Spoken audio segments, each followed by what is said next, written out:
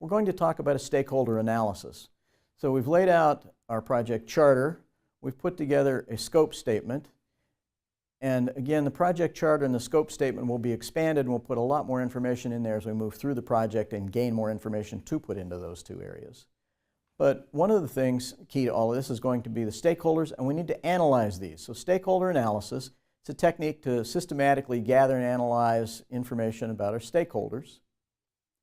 What does it start to look like? Well, we're going to look again at our example, and we're going to talk about specifically one of the stakeholders here.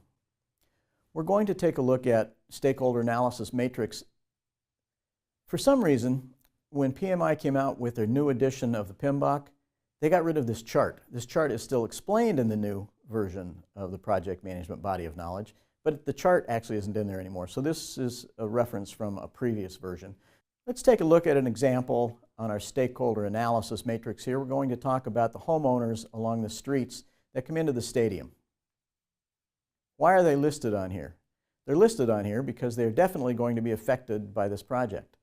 Traffic is going to be affected to the point that it's slower, or sometimes they won't even be able to get in and out of their places because the traffic is so heavy, there's no way for them to get in and out. We don't want these people to be inconvenienced too much. We don't want them to be too bothered by people and cars all along the way. But if they live by the stadium, they're going to have some stadium noise. That we're going to try and keep the inconvenience to a minimum.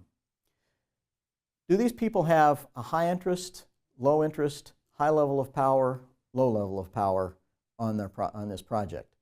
This little box that we have out here, every stakeholder will have a mark in one quadrant of this box, not every quadrant. Where will these people be? We'll say, you know, they might have high interest. Yes, they do. Definitely high interest. And as a group, they probably have pretty high power.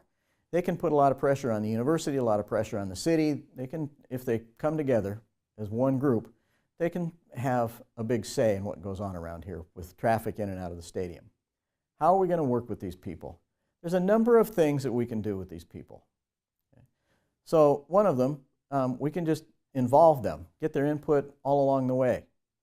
Another thing we can do, address any kind of concerns they have at all. We're going to give them regular status reports along the way.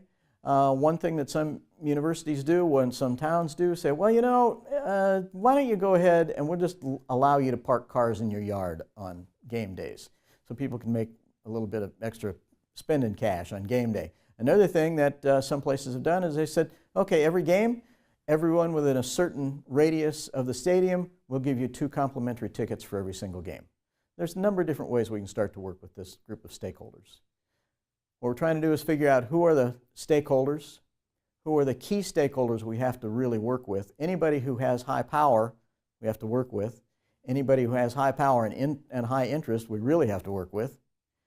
And other stakeholders we have to work with all along the way. But if we have some that are real low power and low interest, they don't really much care about this, they don't have any power over this project, we probably don't have to work with them very much. They might not really be on our list of stakeholders that we're dealing with on a regular basis throughout the project. Who are the stakeholders?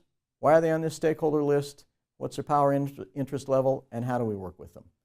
If we put this list together, we can keep ourselves as project managers out of a lot of trouble. If you forget some of your key stakeholders along the way in the middle of the project, all of a sudden they surprise you and you've got some problems on your hand. Let's get this analyzed up front and be ready for things that come along. Let's add another stakeholder, the university president. On a sheet of paper, write down why you think the university president is interested in this thing, their level of power and interest, high or low for each one of those, and how would you work with the university president along the way.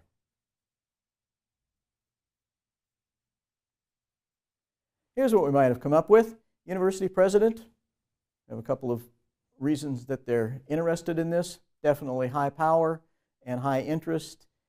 And we're going to work with them in a number of ways. One of the things, they're going to want constant information. We may be able to meet with them face to face, but probably not. They may never want to see your smiling face at all. They don't want to see that. All they want is the Friday status report on this project just to know how things are going. They don't want to know what you look like. They just want to know what's going on with the project. So we just figure out, do we get to meet with them? Do we just provide a status report? Do we meet with somebody from their staff? How are we going to work with the university president? We'll need to get some information from the president or the president's office. We'll need to give them information along the way. So how are we going to do that? We have session 1 just finishing up. Now we're going to do session 2, 3, and 4. So thank you, and see you back here again soon.